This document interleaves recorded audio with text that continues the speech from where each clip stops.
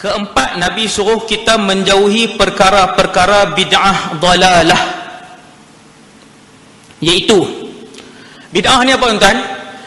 Benda agama tapi tak ada pada zaman Nabi. Dah selesai.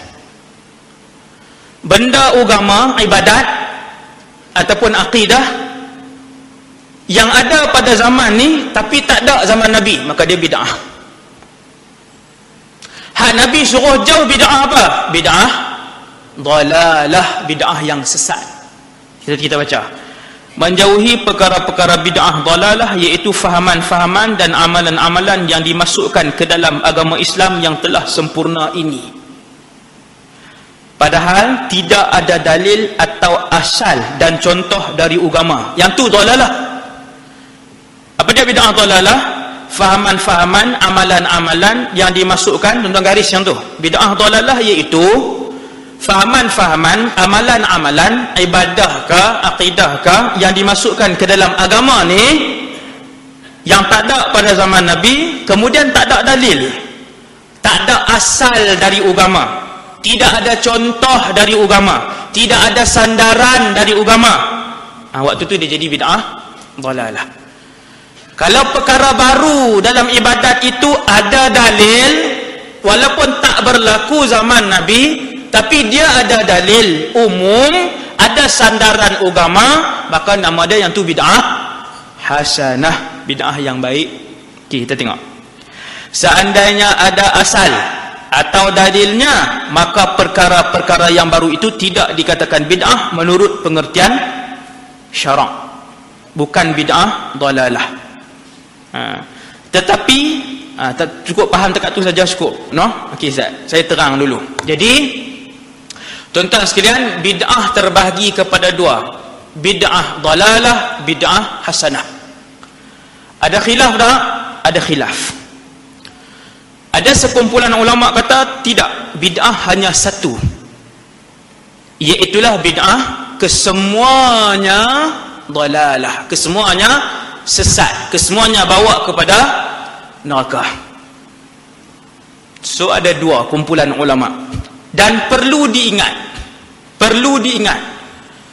pendapat yang mengatakan bid'ah itu hanya dalalah, itu adalah pendapat begitu minoriti di kalangan ulama, sangat-sangat minoriti, pendapat yang sangat-sangat kecil, dan dia disokong hampir 100% oleh aliran Wahabiyah. Ulama Wahabi sokong yang ni.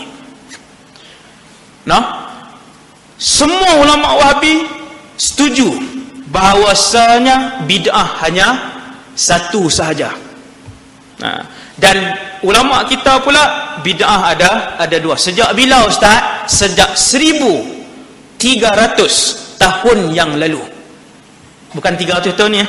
Hampir 1300 tahun yang lalu, ulama-ulama besar yang jauh lebih alim, yang jauh lebih fiqh, yang jauh lebih saleh, kesemuanya berpendapat bahwasanya bid'ah itu dua. Ada bid'ah yang baik, ada bid'ah yang keji. Ada bid'ah yang keji. Okey, nah. Ni orang kata ni, tengok Nabi sebut macam mana ni. Nabi kata fa inna kulla bid'atin dalalah. Kali muka surat 7.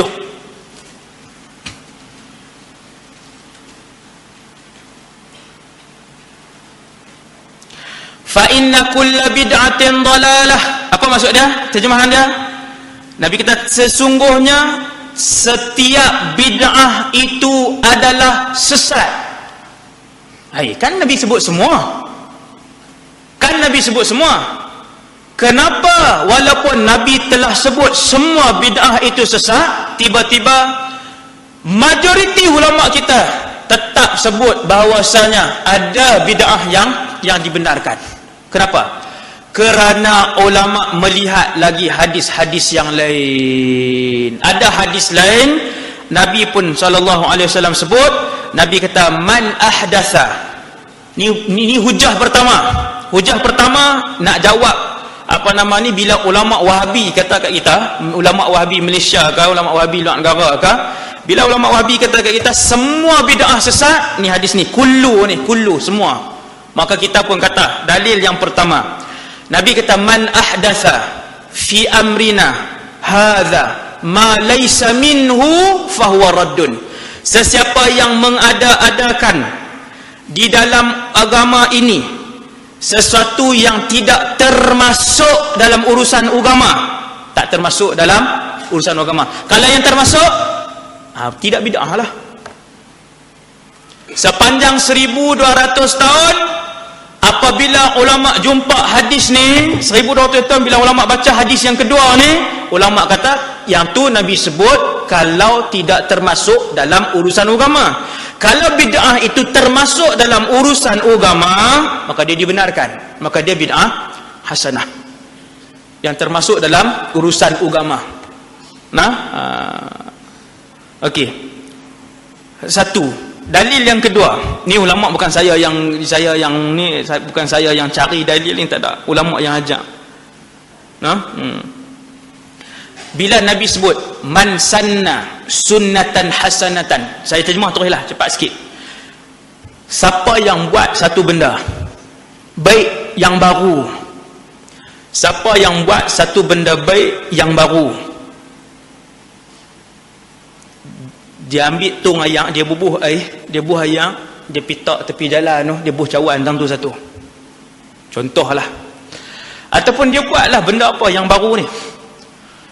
Nabi kata siapa yang buat satu benda baik yang baru, maka dia dapat pahala tersebut dan pahala siapa-siapa yang tiru dia. Hadis ni. Ulama Wahabi kata sejak 200 tahun yang lalu, Wahabi sebab dia muncul 200 tahun yang lalu sampai hari ni dia punya rentak penghujahan dia sama tuan, sama. Dia ikut Muhammad bin Abdul Wahhab, pengasas mazhab Wahabi di Riyadh. Dulu nama dia Najd. Nama tempat tu Najd, dia lahir di situ. Orang yang mendalami dan mengkaji tuan-tuan, mereka akan tengok fatwa, cara berhujah, cara dalil, ayat Quran, hadis, cara bercakap, pendekatan sama macam Syekh Muhammad Abdul Wahhab. Sampailah susur galur dia, sampai ulama-ulama Wahabi hari ni, sampailah di Malaysia, sama saja. Penghujahan apa semua sama. Ulama Wahabi kata Nabi maksudkan di sini ialah siapa yang menghidupkan sunnah Nabi yang Nabi tinggalkan, maka dia dapat pahala, dan juga dia dapat pahala siapa yang tiru dia. Ulama kita sejak 1200 tahun kata tidak. Termasuk Imam Nawawi ketika menghuraikan hadis ni dalam kitab dia Syarah Sahih Muslim, ada ni huraian ni. Ketika menghuraikan hadis ini man sanna sunnatan hasanatan, Imam Nawawi kata tidak. Bukan sahaja mereka yang menghidupkan sunnah Nabi, tetapi Nabi juga maksudkan sesiapa yang bawa urusan baru dalam agama ni kemudian orang lain tiru, dia juga dapat. Kata Imam Nawawi, dalilnya ialah kerana Nabi sebut selepas tu man sanna sunnatan sayyi'atan, sesiapa yang buat benda baru yang buruk. Nampak tak tuan-tuan? Ulama-ulama faham apa yang Nabi sebutkan ialah buat benda baru dalam agama. Buat benda baik yang baru dalam agama, nama bid'ah hasanah. Buat benda baru dalam agama yang buruk, nama dia bid'ah dalalah. Sebab apa? Daripada mana ulama ambil? Bila Nabi sebut waman sanna sunnatan sayyi'atan, dan siapa buat benda baru yang tak elok. Kan benda baru yang tak elok mana ada Nabi ajak? Nabi tak ada ajak benda tak elok, maka tidak ada sunnah benda tak elok. Nabi tak ajak benda tak elok, maka tak ada sunnah benda tak elok. Bila Nabi kata man sanna sunnatan sayyi'atan, siapa yang buat benda baru yang tak elok, itu bermaksud seperti yang kita sebutkan di awal tadi, iaitulah sesiapa yang mendatangkan perkara baru yang tak elok. Daripada situ ulama faham. Begitu juga sesiapa yang bawa benda baru dalam agama yang elok. Entah no? Saya bacakan kepada tuan-tuan. Dalam buku ni tak ada.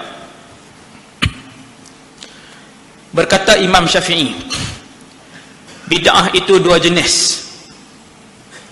Imam Syafi'i sebut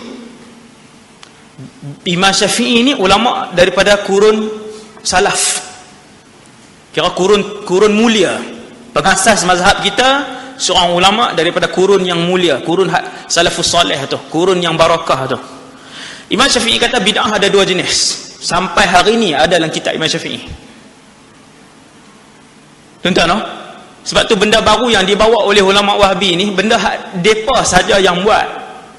Yang mengatakan bid'ah itu hanya dalalah, hanya ulama Wahabi saja, dan adalah beberapa bilangan kecil daripada kalangan ulama kita pun ada juga, tapi pandangan yang ganjil sebab terlampau sedikit.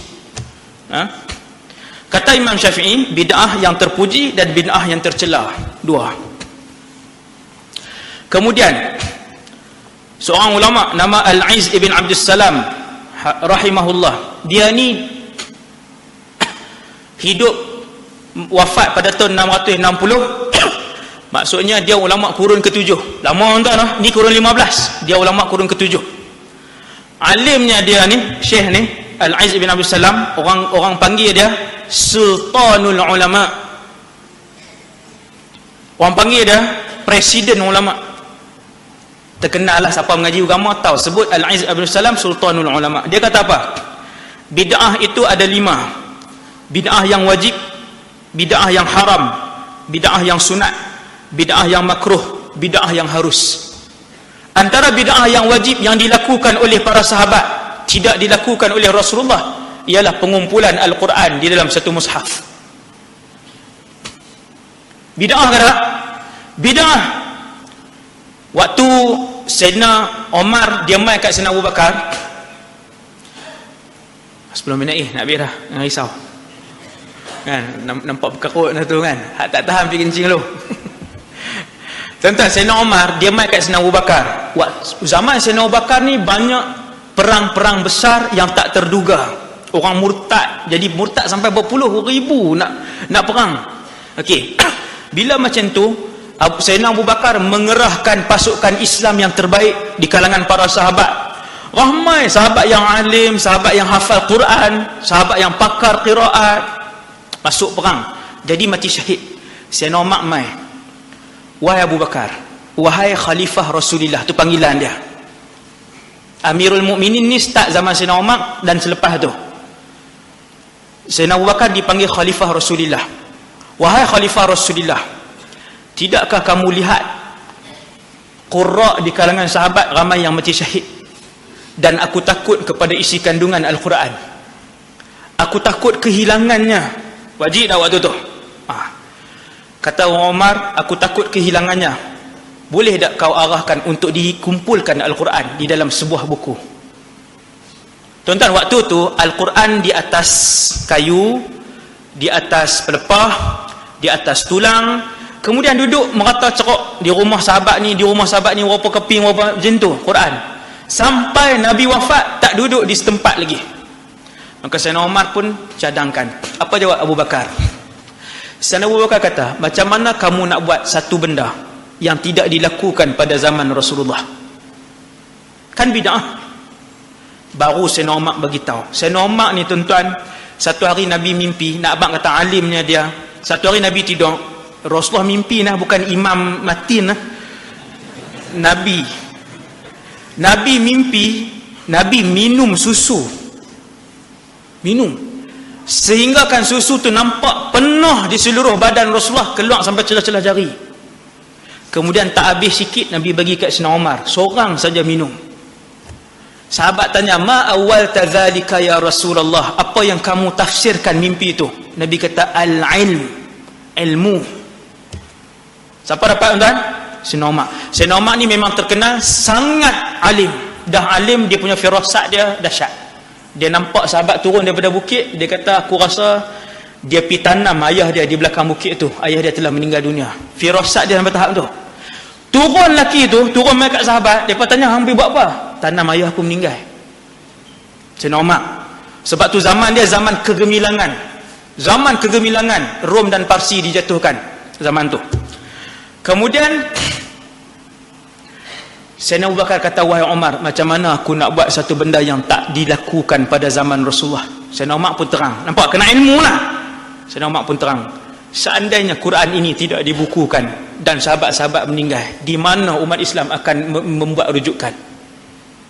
Jadi kena buat tak tuan-tuan? Kena buat. Ada tak zaman Nabi? Tak ada. Quran itu tidak dikumpulkan. Tapi waktu tu perlu buat, maka waktu tu bid'ah itu menjadi wajib. Jadi Imam Izz Abdul Salam dia bahagi kepada 5. Imam Nawawi dia kata al-bid'atu, bahasa Arab saya tak baca dah, pada syarak ialah mengada-ngadakan sesuatu yang tidak ada pada zaman Nabi. Betul. Bid'ah ialah kita buat satu benda agama yang tak ada zaman Nabi, Nabi tak buat. Dan ianya terbagi kepada 2. Tuan-tuan tengok, iaitulah bid'ah hasanah dan bid'ah qabihah, bid'ah yang keji. Ada 2. Bukan semua bid'ah itu keji. Inilah yang dipegang oleh ulama sepanjang berapa ribu tahun. Dan ulama-ulama inilah juga yang disesatkan oleh mereka. Hak baru muncul ni kan, lepas ni hak baru muncul dan yang bilangan dia sikitnya. Tuan-tuan, kena pegang dengan ulama kita, tuan-tuan. Pegang sampai mati. Pegang. Berapa lama ulama kita ni, tuan-tuan, memperjuangkan benda ni. Senang-senang depa ni mai. Ulama kurun ke-9, saya ambil last ulama ni. Saya nak baca kat tuan-tuan, nak bagi tuan-tuan nampak yang mengatakan bid'ah 2 ni siapa. Antaranya juga Imam Ibn Hajar Al-Asqalani. Imam Ibn Hajar dia sebut dalam kitab dia. Dia kata, sebenarnya jika ia perkara baru tu termasuk dalam perkara yang dianggap baik oleh syarak, maka ia adalah bid'ah yang hasanah. Jika ia termasuk dalam perkara yang dikeji pada syarak, maka ia adalah bid'ah yang dikeji. Tetap ada 2.